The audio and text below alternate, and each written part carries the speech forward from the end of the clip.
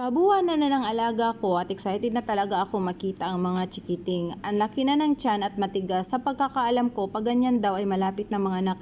December 24 ng gabi, hindi ko na nakita ang pusa. Pero sabi ng kasama ko, nakita na daw sa tanghali. December 25 umaga, pumasok ako sa loob ng bahay para magbigay ng pagkain. Pero nagtaka ako kasi andun pa. Hinanap ko siya sa loob pero hindi ko siya makita. Pag uwi ko ng bahay, galing ako sa trabaho, diretso ako sa loob ng bahay at hinanap ko na naman siya. Hinanap ko rin siya sa mga cabinet at thanks God nakita ko na siya pero hindi na siya nag-iisa. May mga kasama na siya. Ayan, yung mga babies. 5 pala ang anak niya at ito yung pangatlo, ito yung pang-apat. Ang cute-cute, ang gaganda ng kulay at ito yung panghuli.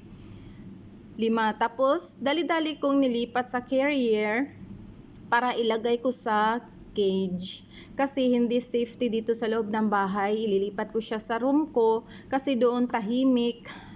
Dito sa loob maraming mga bata tsaka syempre ang ingay.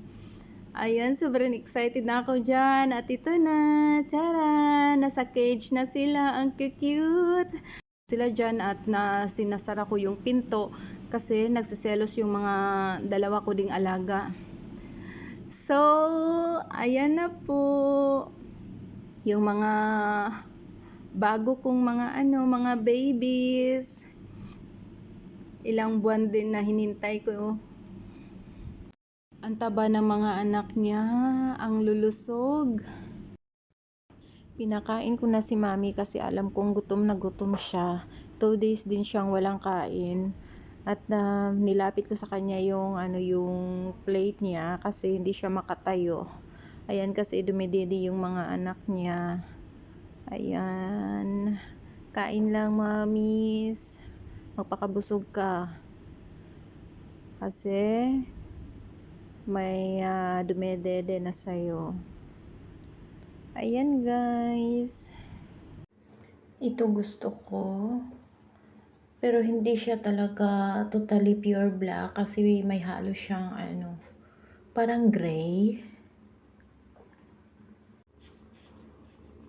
Ito yung nagustuhan ni Jowa.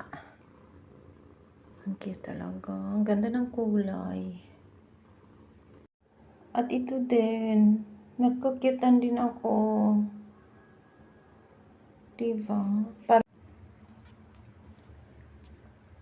Ito na yung mga kittens. 5 sila.